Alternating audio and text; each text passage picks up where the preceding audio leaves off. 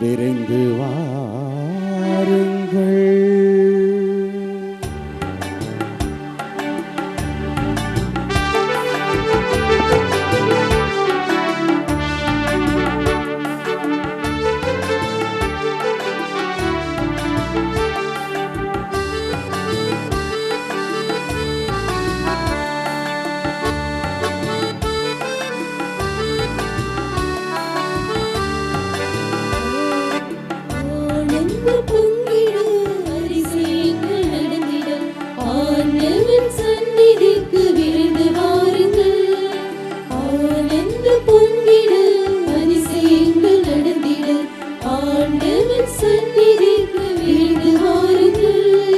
திருப்பலி பீடத்தில் தேவன் வருகிறார், திரும்பிய உள்ளங்களில் அமைதி தருகிறார்.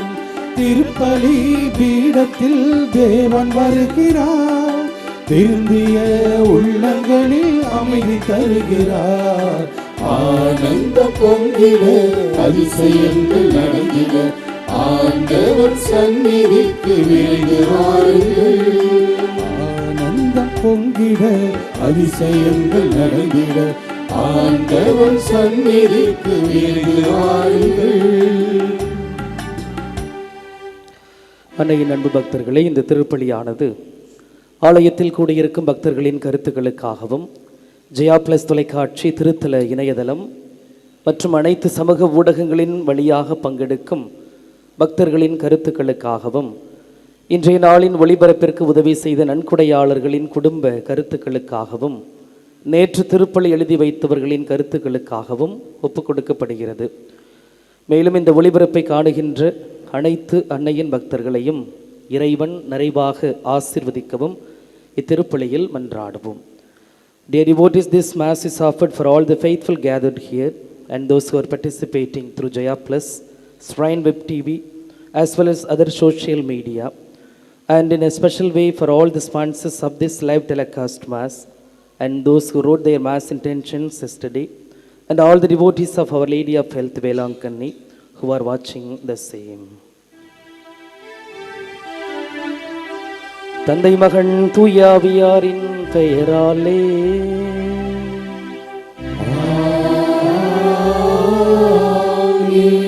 நம் ஆண்டவராகிய இயேசு கிறிஸ்துவின் அருளும் கடவுளின் அன்பும் தூய ஆவியாரின் நட்புறவும் உங்கள் அனைவரோடும் இருப்பதாக.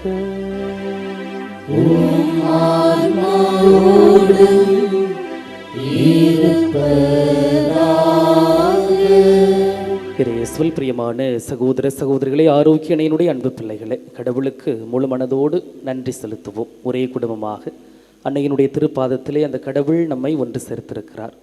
புதிய வாழ்வை, புதிய நாளை கொடுத்திருக்கின்றார். இது நாள் வரை நமக்கும் நம்முடைய குடும்பத்திற்கும் செய்த நன்மைகள், ஆசீர்வாதங்கள், பாதுகாப்புகள், வழி நடத்துதல்கள் என எல்லாவற்றையும் நினைத்து பார்த்து அந்த கடவுளுக்கு நம்முடைய தாயின் வழியாக, இத்திருப்பலியின் வழியாக நன்றி செலுத்துவோம். நன்றியோடும் நம்பிக்கையோடும் நம்மையும் நம்முடைய குடும்பங்களையும் நம்முடைய உள்ளத்தை இல்லத்தை விருப்பங்களை எல்லாம் ஒப்பு கொடுத்து ஜெபிப்போம். அஞ்சாதீர், நம்பிக்கையை மட்டும் கைவிடாதீர் என்று இன்றைய நற்செய்தியில் ஆண்டவர் இயேசு சொல்கிறார். சிறப்பாக வீடுகளிலும் மருத்துவமனைகளிலும் உடல்நலமில்லாமல் இருக்கின்ற அத்துணை சகோதர சகோதரிகளை ஒப்பு கொடுத்து ஆண்டவரிடத்திலே சிறப்பாக இந்த திருப்பலியில் நாம் ஜெபிப்போம். சகோதர சகோதரிகளை, தூய மறை நிகழ்வுகளை தகுதியோடு கொண்டாட நம்முடைய குற்றம் குறைகளை எல்லாம் நினைத்து பார்ப்போம், மனம் அருந்துவோம், மன்னிப்பு கேட்போம்.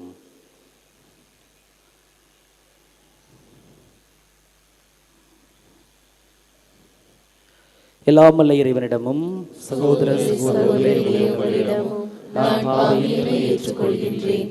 ஏனெனில் சிந்தனையாலும் சொல்லாலும் செயலாலும் கடமையில் தவறியதாலும் பாவங்கள் பல செய்தேன். என் பாவமே, என் பாவமே, என் பெரும் பாவமே. ஆகையால் எப்பொழுதும் கன்னியான புனித மரியாவையும் வானதூதர் புனிதர் அனைவரையும் சகோதர சகோதரிகளே உங்களையும் நம் இறைவனாகிய ஆண்டவரிடம் எனக்காக வேண்டிக் கொள்ள மன்றாடுகின்றேன். எல்லாமல்ல இறைவன் நம் மீது இரக்கம் வைத்து நம் பாவங்களை மன்னித்து நமக்கு வாழ்வு அருள்வாராக. ஆமென்.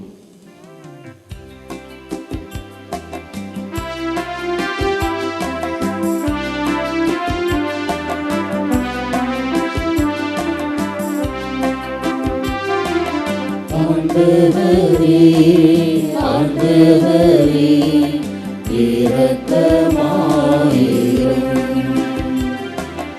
ஆண்டவரே ஆண்டவரே இரக்கமாயிரும். கிறிஸ்துவே கிறிஸ்துவே இரக்கமாயிரும். ஆண்டவரே இறையாவி இரக்கமாயிரும். ஆண்டவரே ஆண்டவரே இரக்கமாயிரும். இரக்கமாயிரும். இரக்கமாயிரும்.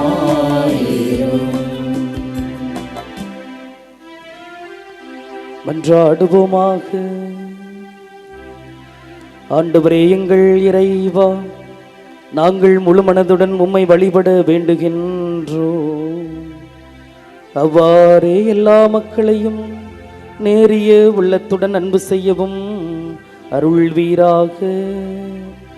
உம்மோடு தூயாவியாரின் ஒன்றிப்பில் இறைவனாய் என்றென்றும் வாழ்ந்து ஆட்சி செய்கின்ற அவர் வழியாகவே உம்மை மன்றாடுகிறோம்.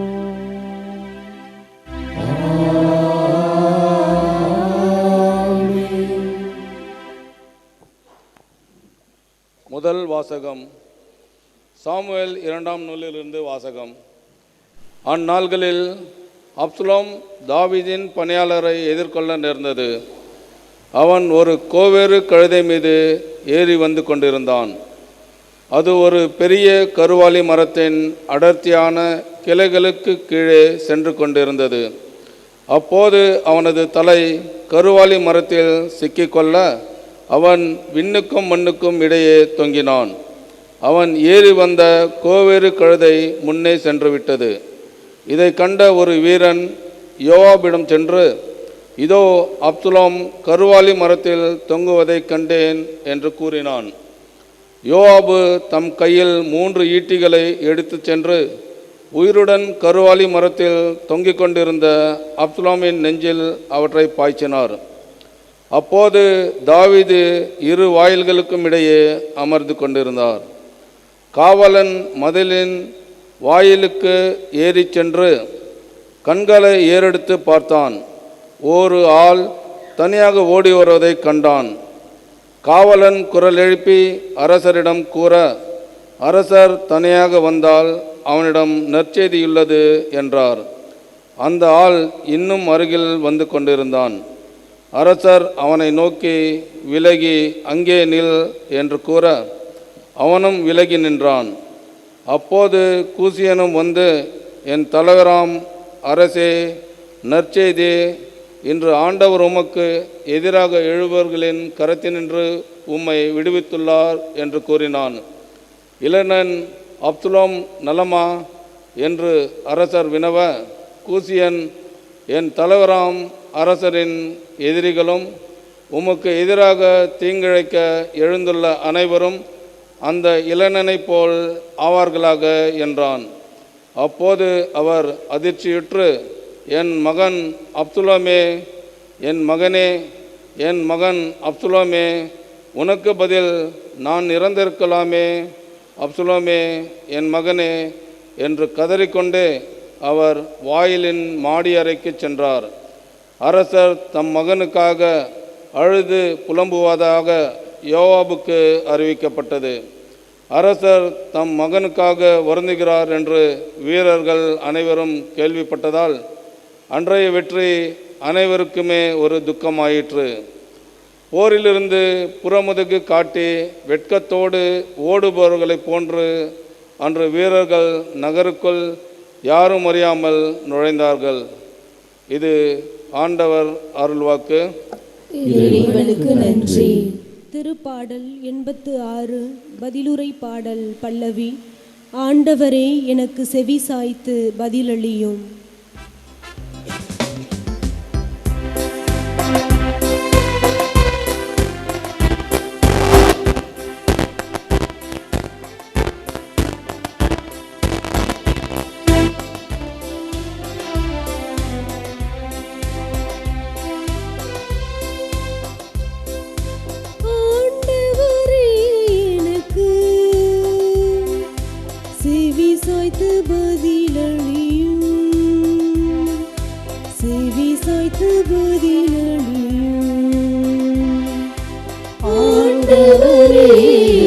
எனக்கு செவி சாய்த்து பதிலளியும்,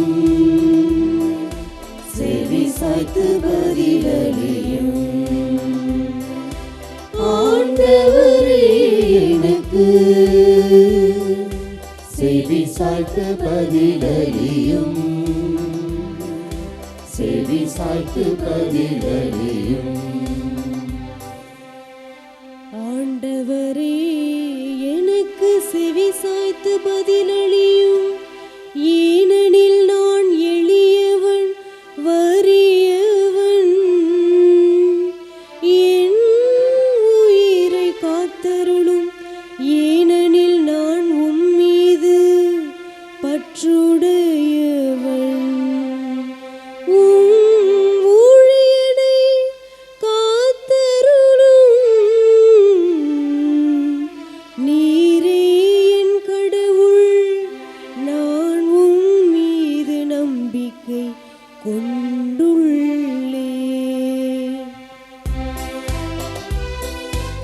ஆண்டவரே எனக்கு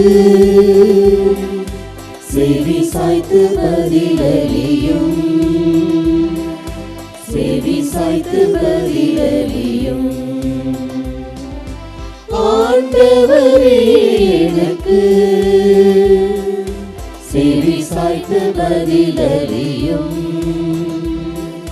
செவி சாய்த்து பதிலளியும். என் தலைவரே என் மேல் இரக்கமாயிரும், ஏனெனில் நாள் முழுவதும் உம்மை நோக்கி மன்றாடுகிறேன்.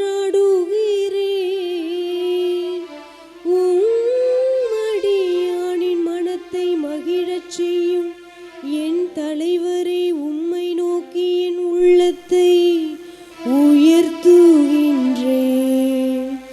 ஏனெனில் என் தலைவரே நீர் நல்லவர், மன்னிப்பவர். உம்மை நோக்கி மன்றாடும் அனைவருக்கும் பேரன்பு காட்டுபவர்.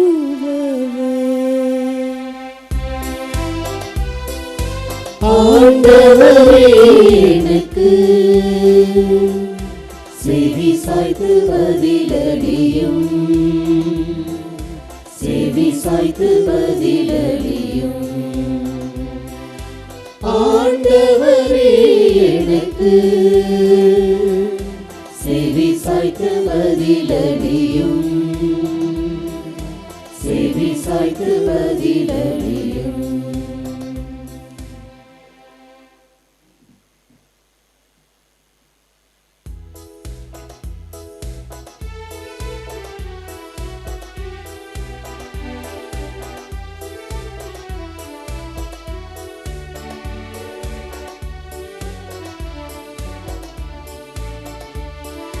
Hallelujah, hallelujah, hallelujah, hallelujah, hallelujah, hallelujah, hallelujah, hallelujah, hallelujah, hallelujah, hallelujah, hallelujah. அவர் நம் பிணிகளை தாங்கிக் கொண்டார், நம் துன்பங்களை சுமந்து கொண்டார். Hallelujah, hallelujah, hallelujah, hallelujah, hallelujah, hallelujah, hallelujah, hallelujah, hallelujah, hallelujah, hallelujah, hallelujah.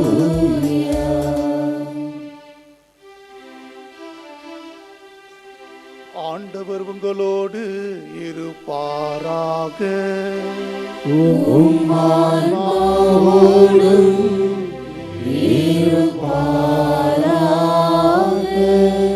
புனித மார்க்கு எழுதிய நற்செய்தியிலிருந்து வாசகம்.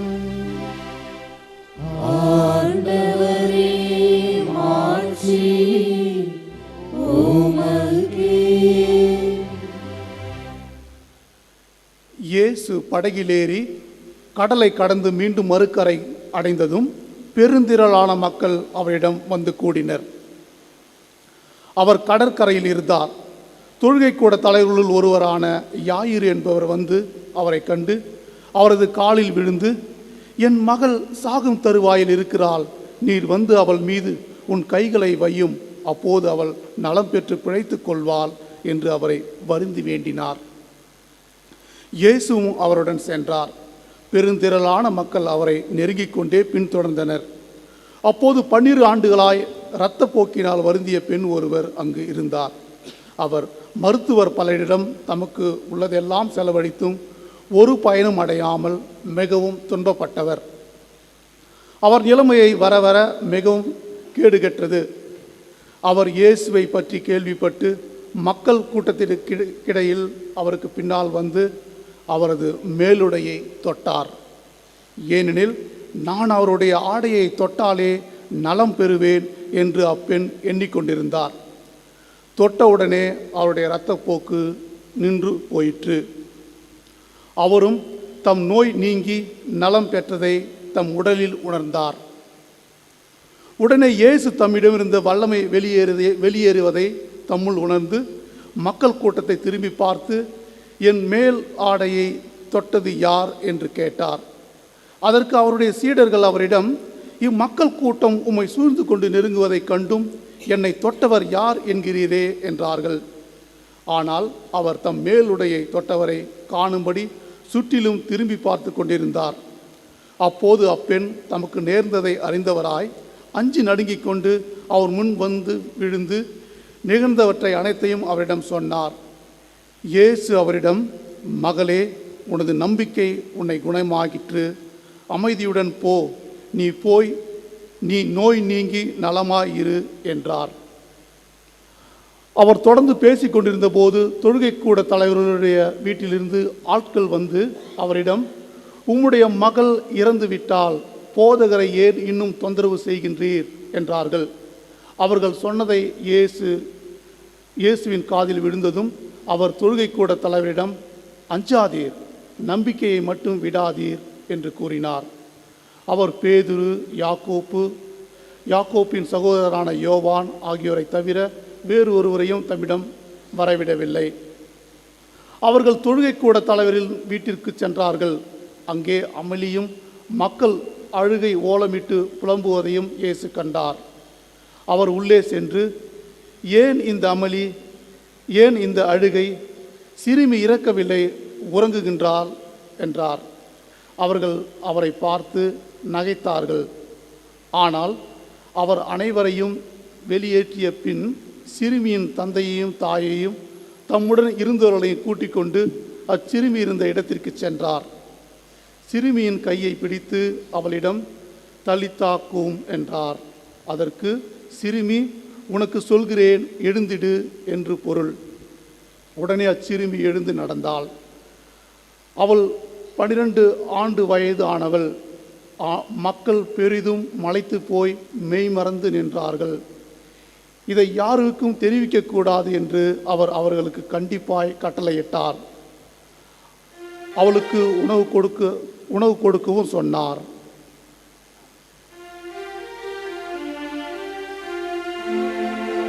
இது வாழ்வு தரும் கிறிஸ்துவின் நற்செய்தி.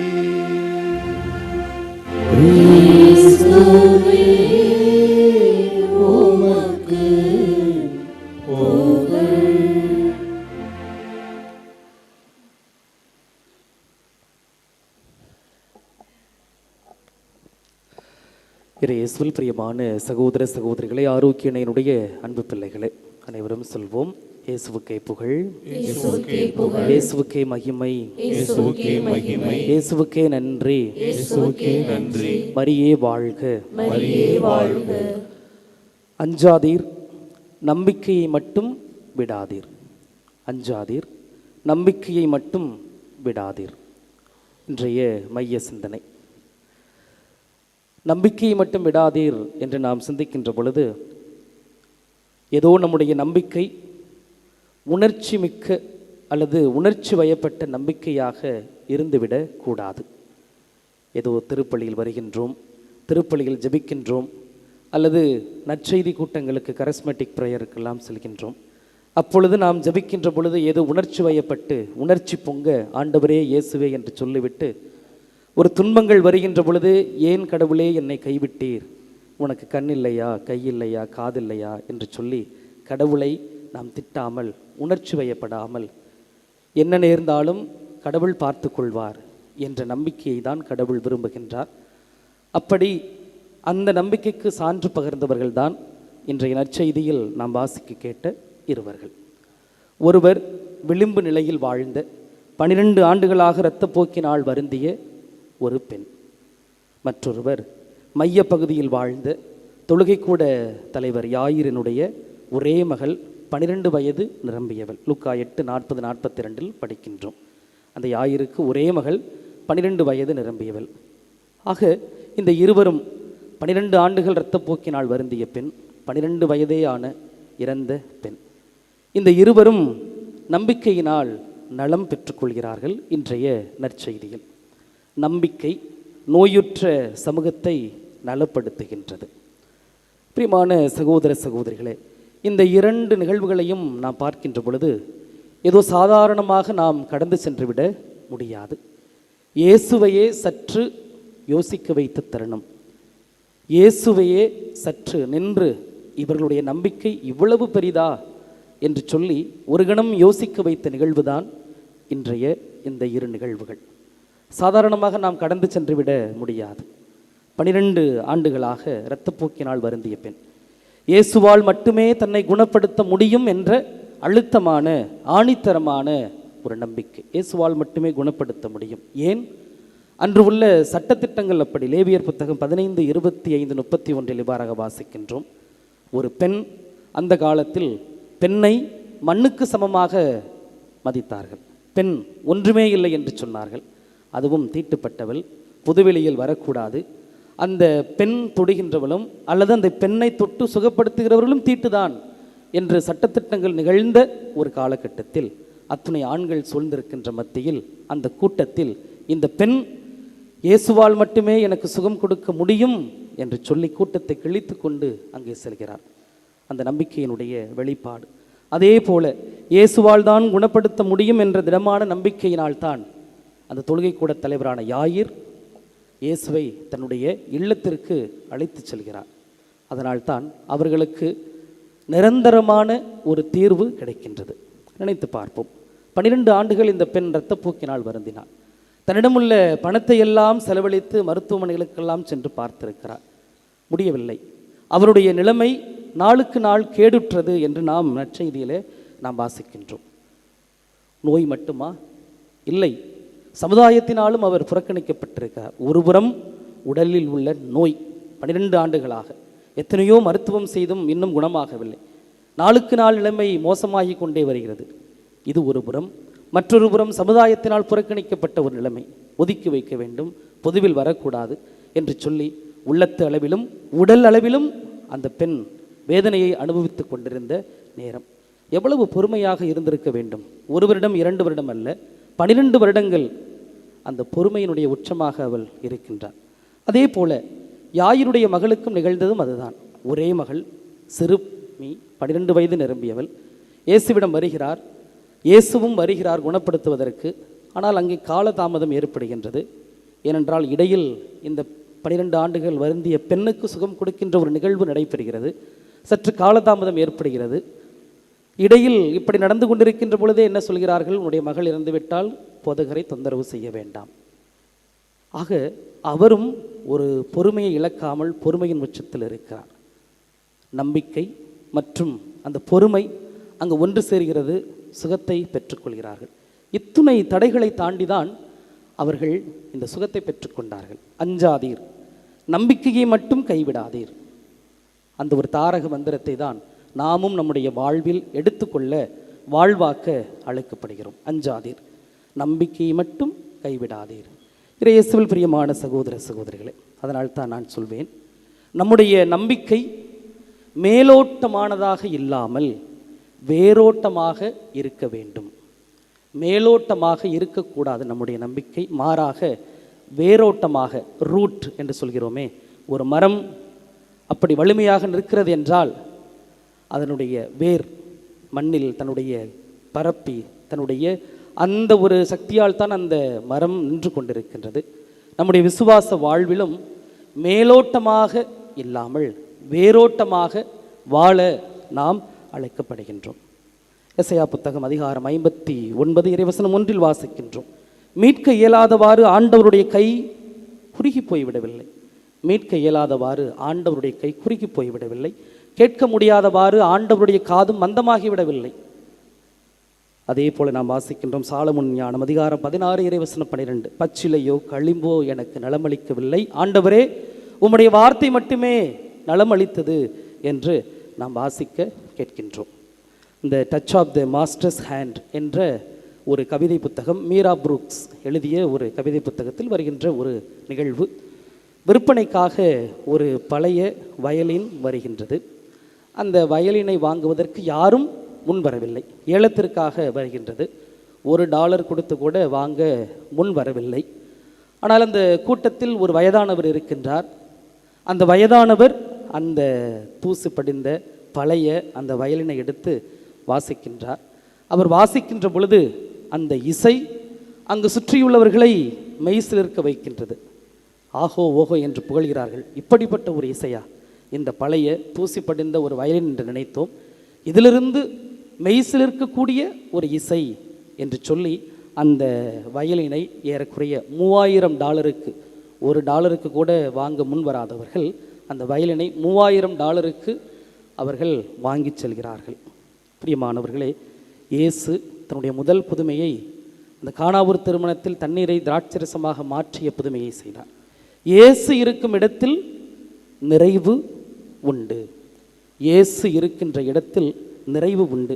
திராட்சரசம் தீர்ந்து போனாலும் இயேசுவினுடைய ஆற்றல் அந்த குறையை போக்கியது. முதல் புதுமையில் திராட்சரசம் தீர்ந்து போனாலும் இயேசுவினுடைய ஆற்றல் அந்த குறையை போக்குகின்றது.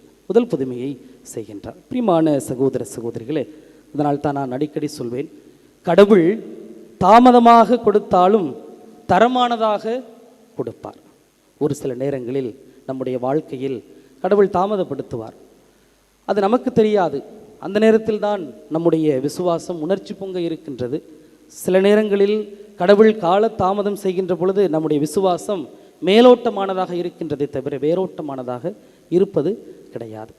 கடவுள் ஒரு சில நேரங்களில் நம்முடைய வாழ்வில் தாமதப்படுத்துகிறார் என்றால் கண்டிப்பாக தரமானது செய்ய இருக்கிறார் என்ற நம்பிக்கையில் நாம் பயணப்பட அழைக்கப்படுகின்றோம்.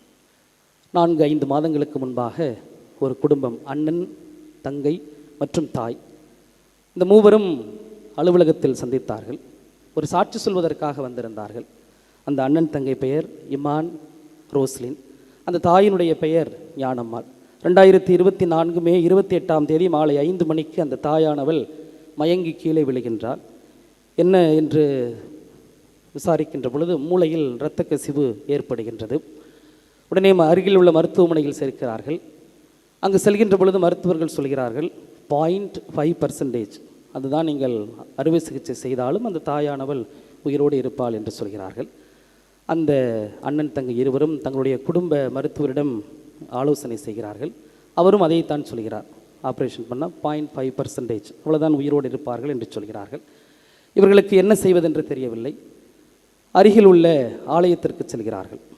அவர்கள் சொன்ன நிகழ்வை நான் உங்களுக்கு சொல்கிறேன்.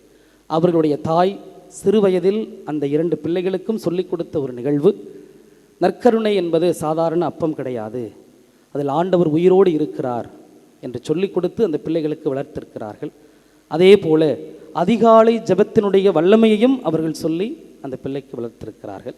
எனவே இவர்கள் இருவரும் ஆலயத்திற்கு செல்கிறார்கள், ஜெபிக்கின்றார்கள். எங்களுடைய தாய்க்கு சுகம் கொடுங்கள் என்று சொல்கிறார்கள். மறுபடியும் மருத்துவமனைக்கு வருகிறார்கள். மருத்துவர் சொல்கிறார், ஓகே, அறுவை சிகிச்சை செய்யலாம் என்று சொல்கின்ற பொழுது பணம் தேவைப்படுகிறது, 2.5 லட்சத்திற்கு மேல். அந்த நேரத்தில் எப்படி பணத்தை பிரட்டுவது என்று தெரியவில்லை. ஒரு சில உதவியோடு அந்த மருத்துவ சிகிச்சையை ஆரம்பிக்கின்றார்கள். அப்படியாக அந்த மருத்துவ சிகிச்சை நடந்து முடிகின்றது.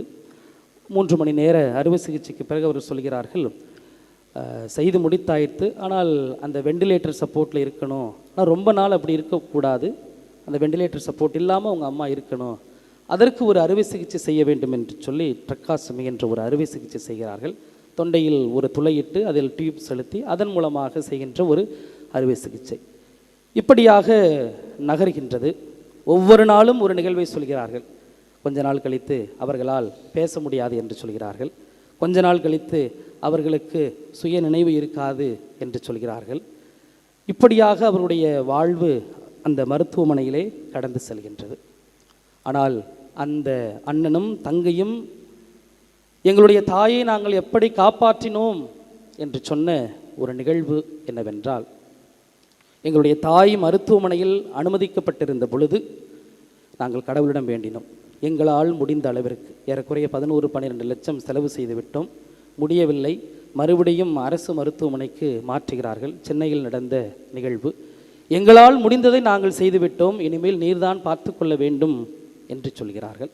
அவர்கள் செய்த நிகழ்வு திருப்பாடல் 23 மற்றும் திருப்பாடல் 91 தினந்தோறும் வாசிக்கின்றார்கள். தினந்தோறும் ஜெபமாலை ஜெபிக்கின்றார்கள். அருகில் இருந்த பங்கு தலங்களில் சென்று பங்கு தந்தையர்களை அழைத்து நற்கருணையை கொண்டு வந்து அந்த டியூபில் கரைத்து அவர்களுக்கு உணவாக அந்த நற்கருணை ஆண்டவரை செலுத்துகிறார்கள். அதோடு கூட அந்த பங்கு ஆலயத்திலிருந்து எடுத்து வந்த தீர்த்தத்தை எடுத்து வந்து அவர்கள் தங்கியிருந்த அந்த மருத்துவ அறையில் அவர்கள் தெளிக்கிறார்கள். அருகில் இருக்கிறவர்களாம் பார்ப்பேன், என்ன இந்த பொண்ணு எப்போ பார்த்தாலும் தீர்த்தம் தெளிச்சிக்கிட்டு இருக்கு, ஒன்றும் புரியலை, என்ன செய்துனே தெரியலையே என்று சொல்லி அவர்கள் ஏளனப்படுத்தினாலும் புரியாமல் பேசினாலும் தான் கொண்ட நம்பிக்கையில், வேரோட்டமான நம்பிக்கையில், மேலோட்டமான நம்பிக்கை அல்ல, வேரோட்டமான நம்பிக்கையில் அந்த பெண் செய்கின்றார்கள்.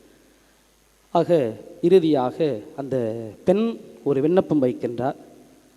இந்த ஆகஸ்ட் 29ஆம் தேதி குடியேறுவதற்குள்ளாக என்னுடைய தாய் வீட்டிற்கு வர வேண்டும். அதைத்தான் அவர்கள் சொல்லி ஜெபிக்கின்றார்கள். குடியேறுவதற்குள்ளாக என்னுடைய தாய் நலத்தோடு சுகத்தோடு வீடு திரும்ப வேண்டும் என்று சொல்லி ஜெபிக்கிறார்கள். புதுமையிலும் புதுமையாக நடக்க முடியாது, பேச முடியாது, நினைவு வராது, பிழைக்க மாட்டார்கள் என்று சொன்ன அதே தாய், அந்த தங்கையும் அந்த அண்ணனும் அந்த தாயும் இதே ஆலயத்திற்கு வந்து சாட்சி சொன்னார்கள் அலுவலகத்திலே. அவர்கள் சொல்லுகின்ற பொழுது கண்ணு தண்ணீர் அப்படியே ஊற்றுகின்றது. மருத்துவ சிகிச்சைக்கு செல்வதற்கு முன்பாக அவர்கள் எடுத்த ஃபோட்டோவையும் நான் அவர்களை நேரில் கண்ட அவர்களுடைய உருவத்தை பார்க்கின்ற பொழுது ரொம்ப வித்தியாசம். முடியாது, அவ்வளவுதான் என்று சொல்கின்ற இடத்தில் கடவுள் தொடங்கி வைப்பார். முடிஞ்சு போச்சு, ஒன்றும் இல்லை, ஒன்றும் செய்ய முடியாது என்று சொல்கின்ற இடத்தில் அந்த கடவுள் தொடங்கி வைப்பார். நம்முடைய நம்பிக்கை வேரோட்டமாக இருக்கின்ற பொழுது, மேலோட்டமாக அல்ல, வேரோட்டமாக நம்முடைய நம்பிக்கை இருக்கின்ற பொழுது, பிரியமான சகோதர சகோதரிகளே, நிறைய புதுமைகளை நாம் சொல்லலாம் கடவுள் மீது நம்பிக்கை வைக்கின்ற பொழுது. நான் இங்கு தொடக்கத்தில் வந்த பொழுது தீர்த்தம் தெளிக்க வேண்டும், எல்லா பூசையிலும் முடிந்த பிறகு தீர்த்தம் தெளிக்க வேண்டும். அப்படியாக தெளித்து என்ற பொழுது இந்த கை சரியில்லை, கொஞ்சம் வலி, என்ன செய்வதென்று தெரியவில்லை. ஆனால் கூட இருந்த அருட்தந்தையர்கள் எல்லாம் உதவி செய்து அந்த தீர்த்தத்தை எல்லாம் நாங்கள் தெளித்தோம். எல்லா பூசையிலும் தெளிக்க வேண்டும். முதல் வெள்ளிக்கிழமை முதல் சனிக்கிழமை நிகழ்வு பேராலயத்திலே நடைபெறும். முதல் வெள்ளிக்கிழமை ஆலயத்தை சுற்றி வருவோம், பிறகு நற்கருணை ஆராதனை. முதல் சனிக்கிழமை அப்படித்தான் நற்கருணை ஆண்டவரை பவனியாக எடுத்து நோயாளிகளுக்கு சுகம் கொடுக்கின்ற நிகழ்வும் இந்த பேராலயத்திலே ஒவ்வொரு முதல் வெள்ளிக்கிழமையும் முதல் சனிக்கிழமையும் நடைபெற்று கொண்டிருக்கின்றது. அப்பொழுது அந்த முதல் வெள்ளிக்கிழமை நற்கருணை ஆண்டவரை அந்த கதிர் பாத்திரத்தில் வைத்து இந்த பேராலயத்தை சுற்றி வர வேண்டும், வைக்க வேண்டும், அதை தாங்கி கொண்டு வர வேண்டும். எனக்கு கை வலி, என்ன செய்வதென்று தெரியவில்லை. ஆனால் அதை நற்கருணை ஆண்டவரை தூக்குவதற்கு முன்பாக மனதிற்குள்ளாக ஒரு ஜெபம் செய்து கொண்டு தான் அந்த உடுப்பெல்லாம் போட்டு எடுத்தேன். கை வலிக்கக்கூடாது, நற்கருணை ஆண்டவரை நன்றாக நான் சுமந்து வர வேண்டும் என்று. அன்று நடந்த ஒரு அதிசயம் என்னவென்றால், அதற்கு முன்னாக அந்த நற்கருணை ஆண்டவரை அந்த கதிர் பாத்திரத்தோடு தூக்குகின்ற பொழுது கொஞ்சம் வெயிட்டு, கனம் அதிகமாக இருக்கும். ஆனால் அன்று அந்த நற்கருணை ஆண்டவரை தூக்குகின்ற பொழுது ஒரு தர்மாக்கோல் வெயிட் எவ்வளவு இருக்கும், ஒரு சின்ன ஒரு தர்மாக்கோல் ஷீட்டு வெயிட் ரொம்ப இலகுவாக லேசாக இருக்கும். அந்த நற்கருணை ஆண்டவரை கதிர் பாத்திரத்தோடு தூக்குகின்ற பொழுது அன்று அந்த கதிர் பாத்திரத்தினுடைய வெயிட் கணம் ஒரு தர்மாகோல் ஷீட்டை தூக்கினா எவ்வளவு வெயிட்டு கம்மியாக இருக்கும். நற்கருணை அந்த கதிர் பாத்திரத்தை தூக்குகின்ற ஒரு நினைவு கூட இல்லை. இது ரொம்ப கையை ஃப்ரீயாக வச்சுக்கிட்டு வர்ற போல இருந்தது. அதை அந்த முதல் வெள்ளிக்கிழமை மறையுரை வைத்த அருள் தந்தையிடம் கூட நான் சொன்னேன். தனிப்பட்ட விதத்தில் நான் உணர்ந்த ஒரு புதுமை. அஞ்சாதீர், நம்பிக்கையை மட்டும் விடாதீர். அஞ்சாதீர், நம்பிக்கையை மட்டும் விடாதீர். ஊர் சொல்லும், உலகம் சொல்லும், அருகில் இருக்கிறவர்கள் சொல்வார்கள், மருத்துவர்கள் சொல்வார்கள், ஒன்றுமில்லை, முடிந்துவிட்டது, அவ்வளவுதான், பார்த்து கொள்ளுங்கள், எடுத்து செல்லுங்கள், அழைத்து செல்லுங்கள் என்று அவர்கள் சொல்வார்கள். அப்படி சொல்கின்ற இடத்தில் இந்த கடவுள் நம்முடைய வாழ்வை தொடங்கி வைப்பார். ஆமென்.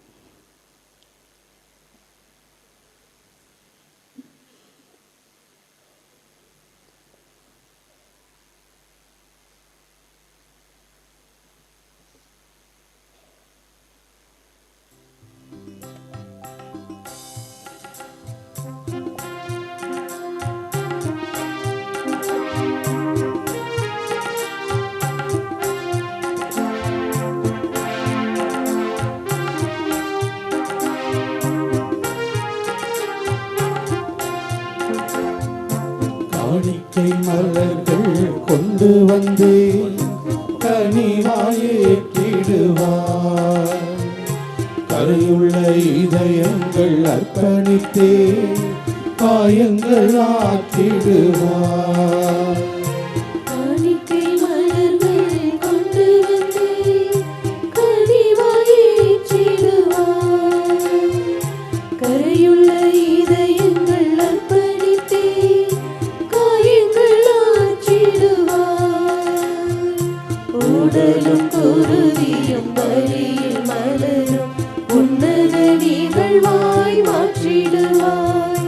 உடலும் குருதியும் பலியில் மலரும் உன்னத நிகழ்வாய் மாற்றிடுவாய்.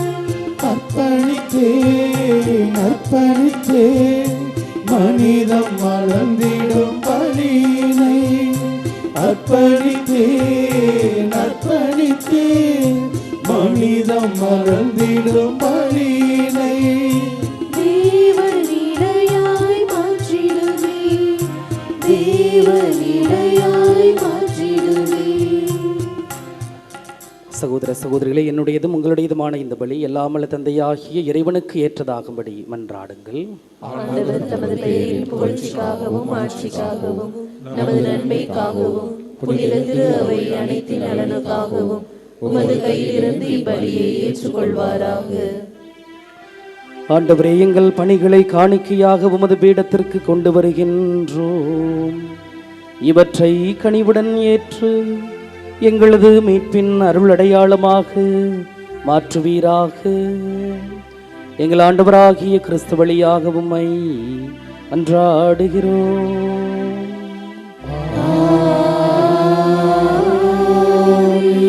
ஆண்டவர் உங்களோடு இருப்பாராக.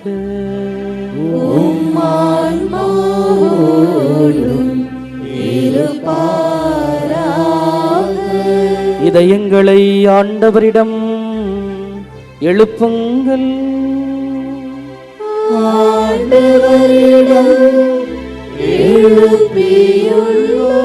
நம் இறைவனாகிய ஆண்டவருக்கு நன்றி கூறுவோம்.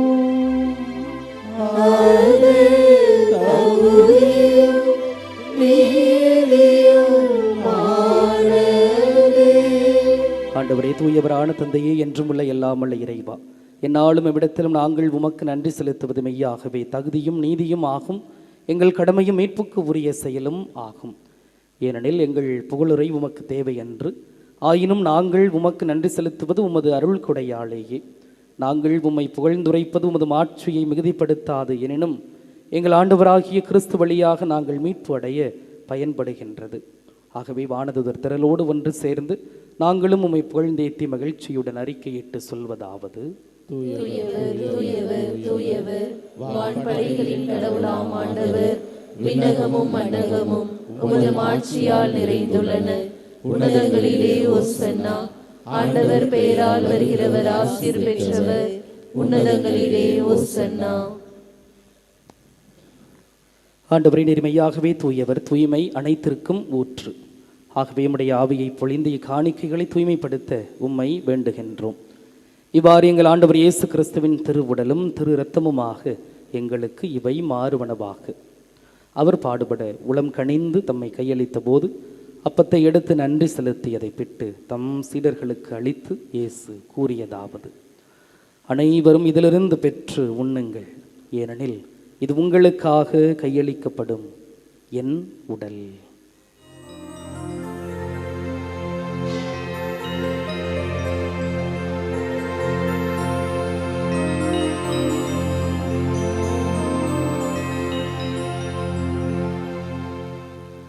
அவனுமே இரவு விருந்தை அருந்திய பின் கிண்ணத்தையும் எடுத்து மீண்டும் உமக்கு நன்றி கூறி தம் சீடர்களுக்கு அளித்து இயேசு கூறியதாவது: அனைவரும் இதிலிருந்து பெற்று பருகுங்கள், ஏனெனில் இது புதிய நிலையான உடன்படிக்கைக்கு உரிய என் இரத்தத்தின் கிண்ணம்.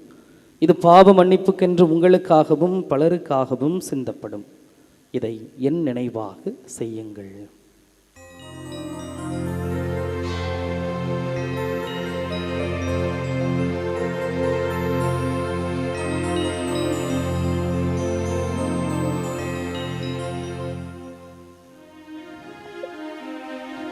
நம்பிக்கையின் மறைபொருள்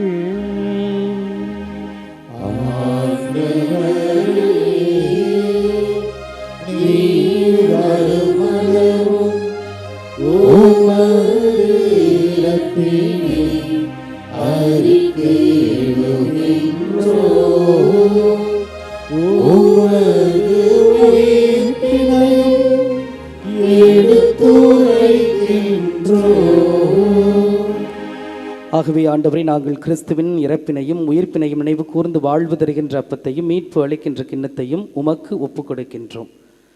திருமுன் நின்று உமக்கு ஊழியம் புரிய தகுந்தவர்கள் என தகுதியற்ற எங்கள் ஒவ்வொருவரையும் ஏற்றுக்கொண்டீர். எனவே உமக்கு நன்றி செலுத்துகிறோம். மேலும் கிறிஸ்துவின் உடலிலும் இரத்தத்திலும் பங்கு கொள்ளும் எங்களை தூய ஆவியார் ஒன்று சேர்க்க வேண்டுமென உம்மை தாழ்மையுடன் மன்றாடுகிறோம். ஆண்டவரே, உலகெங்கும் பரவியிருக்கும் திரு அவையை நினைவு கூர்ந்தருளும். எங்கள் திருத்தந்தை இல்லையோ, எங்கள் ஆயர் சகாயராஜ், எல்லா திருநிலையினர் ஆகிய அனைவரோடும் திரு அவை அன்பில் நிறைவு பெற செய்தருளும்.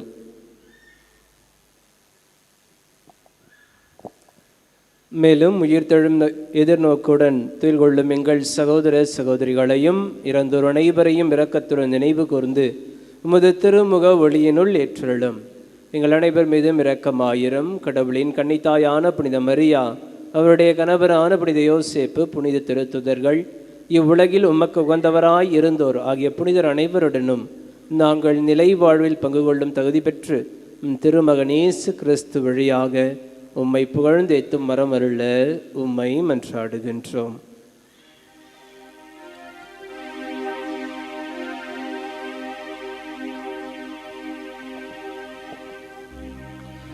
இவர் வழியாக இவரோடு இவரில் எல்லாம் வல்ல இறைவனாகிய தந்தையே,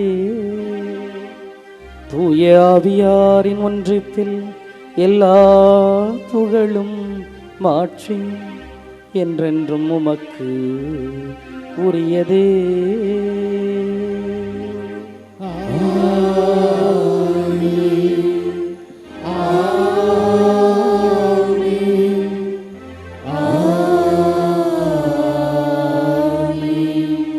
அஞ்சாமல் நம்பிக்கை மட்டும் கைவிடாமல் அவர் மீது நம்முடைய பாரத்தை எல்லாம் செலுத்தி நம்பிக்கையோடு நாம் ஜெபிப்போம். விண்ணுலகில் தந்தையே, உமது பெயர் தூயது என போற்ற பெறுக. உமது ஆட்சி வருக. உமது திருவுளம் விண்ணுலகில் நிறைவேறுவது போல மண்ணுலகிலும் நிறைவேறுக. எங்கள் அன்றாட உணவை இன்று எங்களுக்கு தாரும். எங்களுக்கு எதிராக குற்றம் செய்வோரை நாங்கள் மன்னிப்பது போல எங்கள் குற்றங்களை மன்னியும். எங்களை சோதனைக்கு உட்படுத்தாதேயும், தீமையிலிருந்து எங்களை விடுவித்தருளும். ஆண்டவரே, தீமை அனைத்திலும் இருந்தும் எங்களை விடுவித்து எங்கள் வாழ்நாளில் அமைதியை கனிவுடன் அருள உம்மை மன்றாடுகிறோம். உமது இரக்கத்தின் உதவியால் நாங்கள் பாவத்திலிருந்து எப்போதும் விடுதலை பெற்று யாதொரு கலக்கமும் இன்றி நலமாய் இருப்போமாக. நாங்கள் எதிர்நோக்கி இருக்கும் பேரின்பத்திற்காகவும் எம் மீட்பராகிய இயேசு கிறிஸ்துவின் வருகைக்காகவும் காத்திருக்கின்றோம்.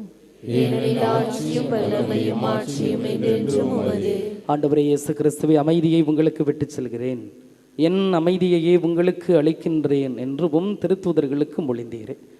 இயேசுவே, எங்களுடைய பாவங்கள், எங்களுடைய குற்றங்கள், எங்களுடைய குறைகள், மனித பலகீனத்தால் நாங்கள் தவறிய தருணங்களை எல்லாம் கண்கொண்டு பாராமல் எங்களுடைய எளிய ஆழமான நம்பிக்கையை மட்டும் கண்ணோக்கி எங்களுக்கும் எங்களுடைய குடும்பத்திற்கும் தேவையான அமைதியையும் அன்பையும் ஒற்றுமையையும் நிறைவான வாழ்வையும் அளித்து காத்தருள்வீராக.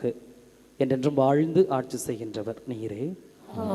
ஆண்டவருடைய அமைதி உங்கள் அனைவரோடும் இருப்பதாக. ஒருவருக்கொருவர் அமைதியை பகிர்ந்து கொள்வோம். உலகின் பாவங்களை போக்கும் இறைவனின் செம்மறியே, எங்கள் மேல் இரக்கமாயிரும்.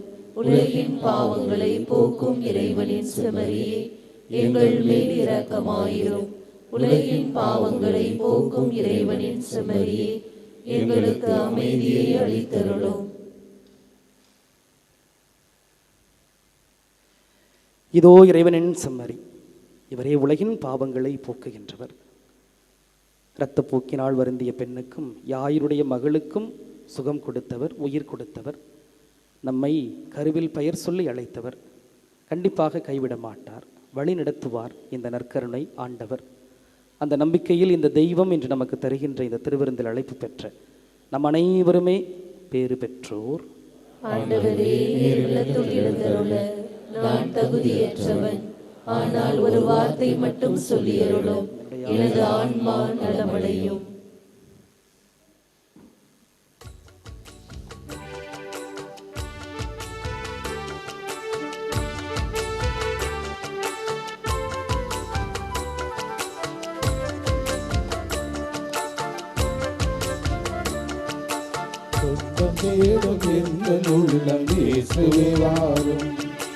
சுமைகள் சுமந்து சோர்ந்த வாழ்வில் அமைதியை தாரும்.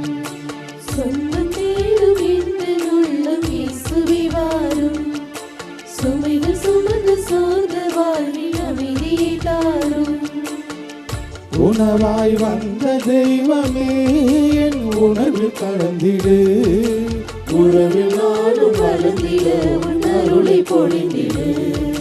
சொந்தம் தேடும் எங்கள் உள்ளம் இயேசுவே வாரும். சுமைகள் சுமந்து சோர்ந்த வாழ்வில் அமைதியை தாரும்.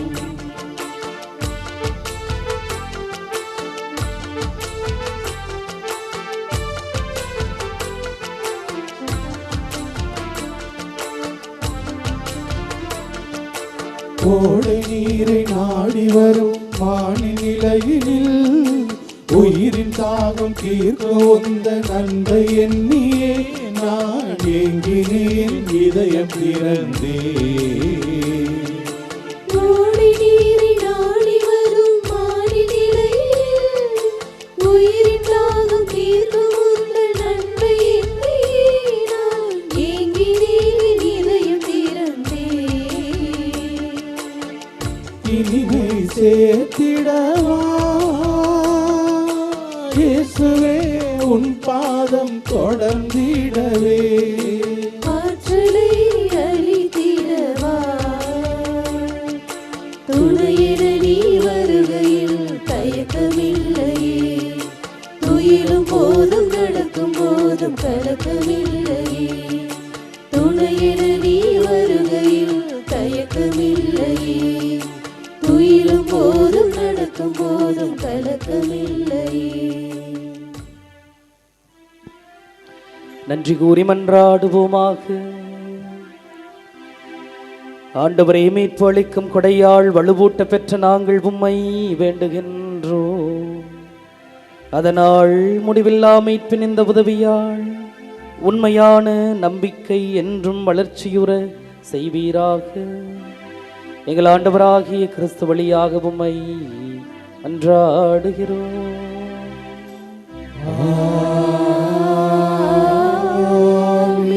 ஆண்டவர் உங்களோடு இருப்பாராக.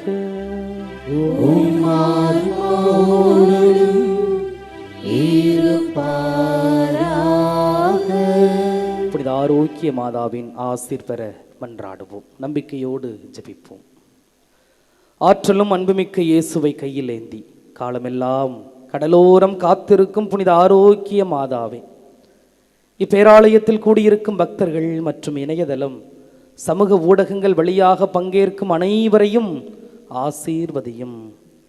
இவர்களின் மனம் சோர்ந்து போகும்போது பால்கார பாலகனின் பால் குடத்தை பொங்கச் செய்தது போல இவர்களின் மனங்களையும் மகிழ்ச்சியால் பொங்க வையும்.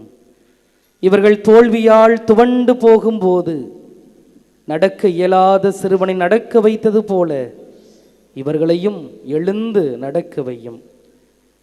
இவர்கள் துன்பக்கடலில் தத்தளித்து தடுமாறும் போது போர்ச்சுகீசிய ஆளுமைகளை கரை சேர்த்தது போல இவர்களையும் கரை சேர்த்தருளும். வரம் பெற்றுத்தரும் புனித ஆரோக்கிய மாதாவின் ஆசீர் உங்களோடு என்றும் தங்குவதாக. May Jesus touch you and heal you through the loving hands of his dear mother, Our Lady of Velankanni.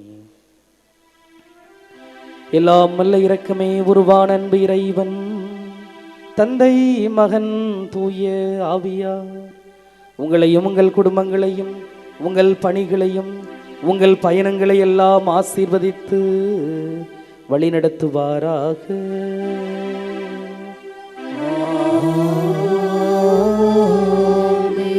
ஆண்டவரோடும் அன்னை ஆரோக்கிய தாயோடும் சென்று வாழுங்கள்.